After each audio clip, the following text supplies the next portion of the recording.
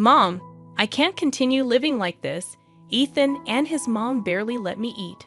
A sudden SOS call interrupted my distress. Ilana, come back home, I instinctively shouted. Ilana had become worryingly thin. I won't forgive Ethan and his mother, I resolved with determination. Let me introduce myself. I'm Jonna, a 50-year-old housewife. My husband James is 52 and works for a company. Our daughter is turning 26, having graduated from college and landed a job at a major corporation. She started living alone, and James and I were enjoying our life as a couple. Despite her success, Ilana was shy around men and hesitant in relationships. When she finally got a boyfriend, James and I were overjoyed. James kept urging her to bring him over, asking, "What's he like? Bring him home sometime." I cautioned James, "Honey, don't push her. She'll introduce him when she's ready. Let's wait patiently." Ilana soon smiled and said she'd bring Ethan over. "Dad, you kept insisting, so I complained to Ethan. He agreed to come over to meet you, but don't say anything weird to him, okay?" James was visibly delighted when Ethan came to greet us. James and I were nervous, but Ethan's friendly conversation soon eased our tension. Ethan introduced himself, saying, "Hello, I'm Ethan Smith, and I'm seriously dating Ilana with the intention of marrying her."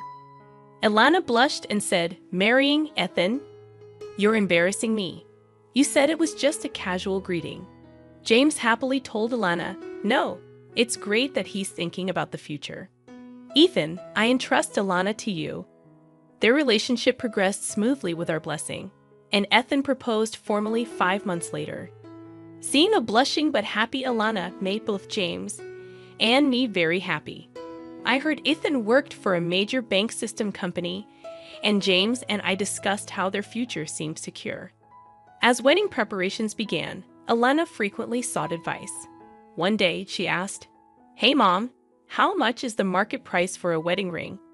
"Ethan is planning to buy one for about $10,000.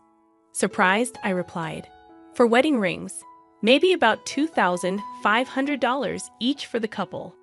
I've heard engagement rings are around $3,500.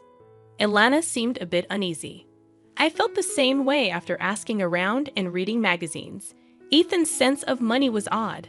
However, when Ilana said, "Ethan insists it's a once-in-a-lifetime thing and wants me to have something nice," I conveniently interpreted it as Ethan wanting to give her a special gift. After some time, the two moved out of their bachelor's residence and into a condominium in New York. The area was very expensive but convenient for commuting. I expressed my concern to Ilana, saying, "Hey Ilana, the area you and Ian live in must be pretty expensive to rent, right?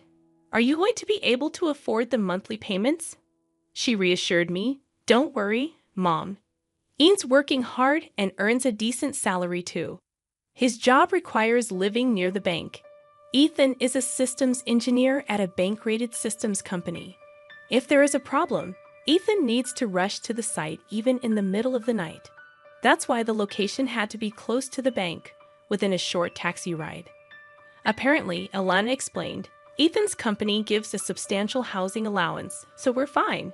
Don't worry, Mom." Not fully understanding the system company's situation, I just accepted it as how things were. Months passed, and I invited Ilana for lunch before her marriage. Ilana and I often went for lunch together. However, after her marriage, when I invited her to join me, she often declined, citing being busy with work or having made other plans. James suggested that maybe she's just busy with her married life, but it didn't seem like Ilana was avoiding me. Over the phone, Ilana said, "Next Saturday." "Oh, that's when Ethan is on a business trip." "Sure, Mom, I can make it. I'll find a place for us." I was a bit thrilled to have lunch with my daughter after half a year. When I finally saw Ilana, she looked a bit pale. Concerned, I said, "Ilana, what's wrong? If you're not feeling well, take it easy. Just stay home and rest, okay?" Ilana reassured me, "No, I'm fine. I've just been tired from MDI overtime lately. Plus, lunch with you might be just what I need to unwind." She managed a weak smile, and we enjoyed a good chat, just the two of us. About 2 hours in, Ilana's phone rang. She looked shocked when she saw the display. Ilana told me, "Mom, I have to go home already. Ethan's mother is calling." She explained that Ivy was at their place. Surprised, I said, "Sorry for keeping you during such a busy time." Ilana reassured me, "It's okay. You can hurry back." Apologizing, Ilana quickly left. Another half a year went by, and during this time, something terrible happened to Ilana. I learned about it from a phone call from her. It was a sad day, and James and I were enjoying our day off. While I was making her tea, suddenly my phone rang. The display showed Ilana. I quickly answered, and Ilana hesitantly started, Mom, it's me." I. She seemed unable to continue, and sensing something was wrong, I asked, "What's the matter? Did something happen?" Ilana remained silent for a while. Patiently, I waited for her to start talking. Eventually, she said, "Mom, I can't live like this anymore. Ethan and his mom barely let me eat. I might not survive if this continues." Shocked, I asked, "Are you okay? Sounds like things are really bad. Why don't you come back home?" Ilana seemed undecided. I firmly told her, "If you're feeling unwell, you can just sit around Illy. Come back home. We'll talk it over when you get here." Ilana responded, "Really? Can I come back? But I don't have any money. I can't leave." I thought this was strange. Ilana was earning a decent salary. But there was no time for a long discussion. Her situation sounded serious. First, I needed to meet with Ilana to see how she is doing. I instructed Ilana, "Take only your valuables with you and leave the house. There's a convenience store near your apartment, right? I will drive there and pick you up. Wait for me there." Sobbing, Ilana agreed. James and I hurried to the convenience store. When we arrived, Ilana was crouched in the parking lot. She saw me and said, Mom, I'm sorry. I shouldn't have done this." She broke down and cried. I hugged Ilana, and together with James, we helped her into the car. She was terribly thin and almost gray in complexion. I was astonished, wondering what could have happened to her. I held Ilana until she stopped crying. James said to me, "She will not be able to come down here. Let's take her home soon and give her a good rest. We need to talk to Ethan." I agreed with James, stating, "Yes, right now letting Ilana rest is our top priority." When we arrived home, Ilana, possibly due to exhaustion, immediately fell asleep on the sofa. After she woke up, I served her some easy-to-eat food. She ate voraciously in front of us, indicating how hungry she must have been. It was shocking to hear her stories about not being allowed to eat and having no money. I asked Ilana, "What do you mean you're not allowed to eat?" Ilana explained, "My salary is lower than Ethan's, so Ethan and his mom Ivy keep telling me to save more." Gradually, my food portions were reduced. I asked, "Really? But you're making the food, right? Because you're a married couple, and you eat the same food, right?" Ilana shook her head, saying, "No. For the past 6 months, Ivy has been cooking Ethan's meals. I'm not even allowed in the kitchen." James asked, "Ellen, Ivy is in your house. This is the first time I'm hearing about this. Does this mean Ivy is staying there all the time?" Ilana explained that Ivy had moved in with them about 6 months ago, and they started living together gradually, right around the time Ilana and I had lunch. Ivy had an argument with her husband and came to stay with Ian for just a week. But then Ethan got mad at his father and told Ivy she could stay indefinitely. I was shocked and glanced at James, who seemed to feel the same. Ilana continued, "Since then, Ivy has been criticizing my budgeting, saying it's all wrong and that I can't manage money at all." After Ivy criticized the budget, she took control of the household finances. Moreover, Ethan did not oppose Ivy at all and instead joined her in blaming me. Now Ivy is controlling Ethan's and my entire salary. Ilana said, "Ivy saw my pay slip and demanded I work more, including overtime. Ivy told me, 'Your salary is much lower than Ethan's. Leave the housework to me and work more. How about doing more overtime?' Ian also told Ilana, 'Yes, that's right. I agree with more overtime. It's nice to have my mom doing the housework. You're lucky, Alana. Ivy scrutinized Alana's pay slips, always looking for unnecessary expenses, and eventually found something else to criticize: the cafeteria deductions. Elena's company has a cafeteria, and lunch costs are deducted from her salary. Ivy told Alana, "You're spending too much on lunch. I'll make you a lunchbox from now on. Stop eating at the cafeteria." Alana's attempts to argue were met with attacks from both Ivy and Ethan. Alana confided, "Whenever I try to speak up, Ivy and Ethan gang up on me. It never ends up being a calm discussion." Alana said something, but her words were suppressed by Ivy and Ethan. Now, Ethan and Ivy control all of Alana's salary, leaving her with almost no money of her own. When Alana wanted to go to the hair salon, Ivy called it extravagant and reluctantly gave her money. Ivy also complained about Alana's makeup being too expensive, telling her to buy cheaper products. Alana can't even buy new clothes, but Ivy never complains about Ethan's spending. Ethan seems to spend money lavishly. Alana told me the other day Ethan bought a branded watch. He told me that because of his job, he would be treated like an idiot if he didn't wear something decent. Ethan has a reckless way of spending his money. Alana began to sob as she recalled these painful events. James and I listened in disbelief. Then, Alana's phone rang. She flinched and turned pale. I instinctively answered the phone for her. It was Ivy. "So, isn't this Alana's phone? Why is Johnny answering?" Ivy asked.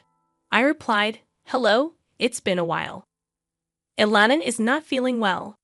I can talk to you on her behalf." Ivy said, "Is that so? Well, all right. Could you tell Alana to come back home soon?" I replied, "Unfortunately, I can't do that. Aylin is unwell. She'll stay here until she recovers." Ivy retorted, "You're coddling her too much. As a mother, you should educate Ellen properly. She can't manage a budget or do household chores. It's always one problem after another." Struggling to find the right words, I remained silent. Then, Ivy changed the topic, asking, "So, Alana will be commuting to work from your home?" I replied, "Yes, considering her health, we'll need to discuss this with her company. But for now, she'll be commuting from here." Ivy then said, "Please tell Alana to return as soon as she's well." I responded, "Excuse me, Ivy, but I think it's necessary for us, including Ethan, to have a discussion about the future living arrangements." Ivy snorted and said, "Fine, we can talk any time," before hanging up. I couldn't understand why Ivy was so confident, but at least Alana was safe for now. We needed to focus on her health and feelings and plan our next steps. That night, after Alana went to sleep, James and I discussed the situation. The next day, Alana was examined at a hospital. As expected, she was underweight and not sleeping well. After talking with her, we decided she should take a leave of absence from work. She enjoyed my cooking, saying it was delicious. I asked her, "What were you eating while living with Ian? What kind of meals did Ivy prepare for you?" Alana said, "My mother-in-law only cooks for Ethan and herself. I always had bread ends from a local bakery. They sell bread very cheaply. That's what I used to eat." I was shocked. Ellen had been deprived of proper meals, while Ivy and Ethan ate normally, just bread ends. Since 3 months ago, Ivy had stopped her from eating at the company cafeteria. My lunchbox was just bread ends in a container. I was embarrassed, so I ate secretly in the break room when no one was around, Alana said. Ivy would taunt her about not earning as much as Ethan, saying with her salary, bread ends were all she deserved. She had been living on just bread ends for 3 months. I was shocked, and James, who heard everything, couldn't hide his surprise. Tired from sharing, Ilana lay down to rest. James told me, "This is serious. We need to investigate further. If Ian or Ivy calls again, by some time, I'll gather more information." I told James, "Yes, I think this is going too far." Then James and I began looking into Ilan's circumstances. I started by calling her work colleague, who said, "Recently, Ilana has been doing a lot of overtime and looked pale. She often declined after-work drinks, saying she couldn't go because of her husband and mill. James also talked to Ilana's boss. Ilana's boss mentioned, "I've been concerned about Ilana lately because she's been doing too much overtime. She seemed desperate to work." Ilana's boss commented, "Ilin is so conscientious. Maybe she's been pushing herself too hard. I hope she recovers soon and comes back to us."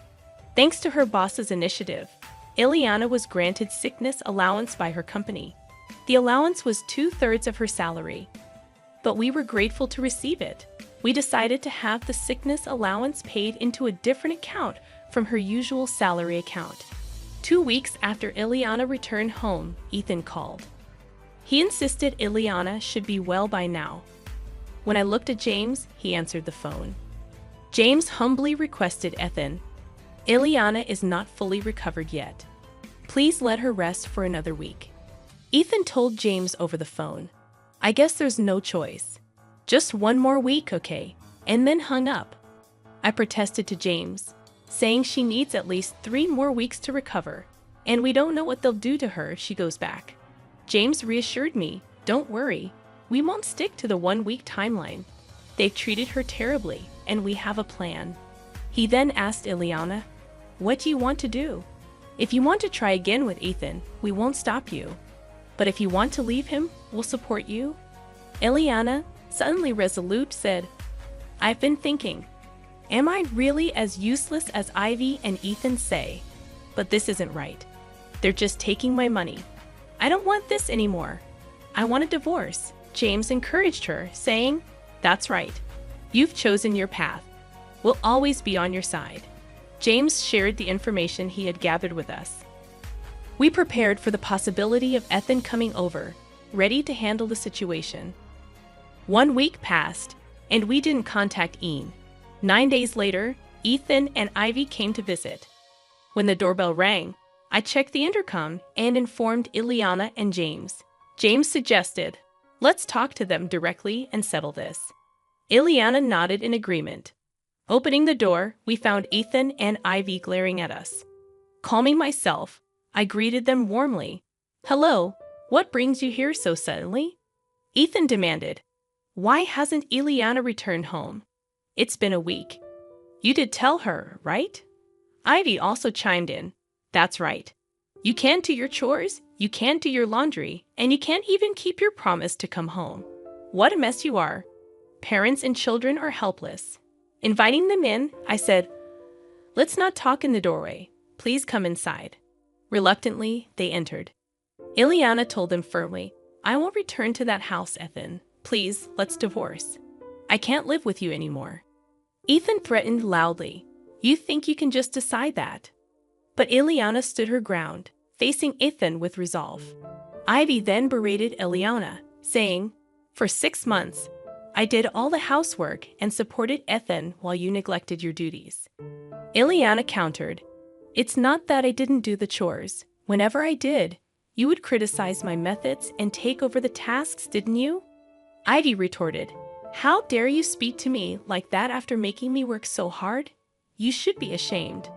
"I was only trying to correct your mistakes," Ethan joined in. "That's right, my mother helped because you couldn't handle the chores, allowing you to focus on work," he added.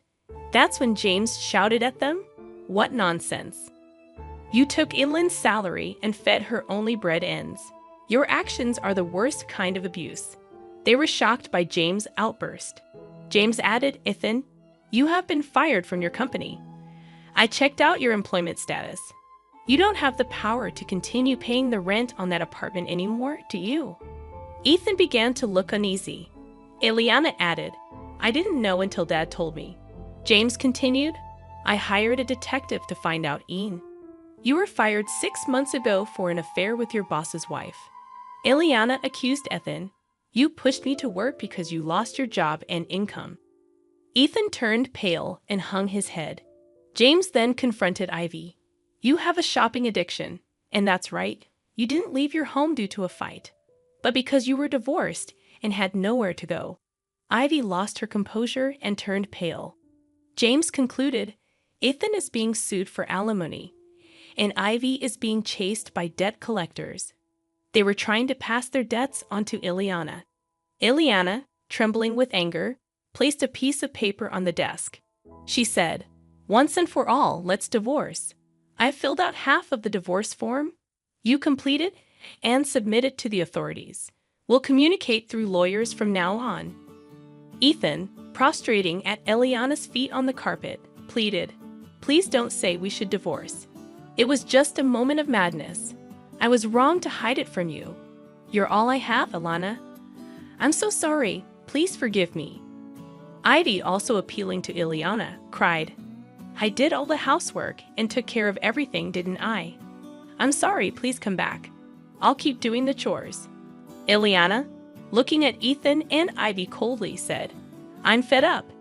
Who would want to start over with you two? You hid what you did and exploited my salary. I don't want to see your faces." Ethan and Ivy were unable to move from their spot, crying inconsolably. James sternly told them, "The conversation is over. It's time for you to leave. If you don't, we have our ways to deal with it." Reluctantly, Ethan and Ivy stood up and left our home defeated. Afterward, with a lawyer's help, Ileana and Ethan officially divorced. Of course, we filed for alimony from Ethan. In addition to hiding his affair, we also added the fact that Ethan did not provide adequate meals to Elena in the alimony claim. We had a doctor's diagnosis, which served as conclusive evidence against Ethan. Ethan had to move out of the apartment and live in a cheaper one with Ivy. Now he's working day and night to pay the alimony to Ileana, and Ivy, not working, has become the target of Ethan's anger, and they constantly fight. Our lawyer informed us about Ethan and Ivy's current situation. Ilan fully recovered and returned to work. Ileana seems to be enjoying her work more than ever. She apologized to me and James, saying, "I'm sorry for being a burden and coming back home. Thank you for all your help with the divorce. I'll be staying here for a while." I hugged her, saying, "Divorce doesn't matter. The fact that you're alive and well is all that matters to us." James added, "Don't overdo it. You're a hard worker, and sometimes you keep things to yourself too much." Ileana admitted, "I should have talked to you both sooner. I tried to handle too much on my own." Seeing Ileana's smile return was truly heartwarming, and James, who stood by us and fought against Ethan and Ivy, proved to be incredibly reliable. I fell for him all over again. When I told him, he joked, "Then how about showing your gratitude with food? Make my favorite pork cutlets tonight as a family." We've overcome difficulties and will surely face more in the future. But with James and Ileana by my side, I want to support each other as a family.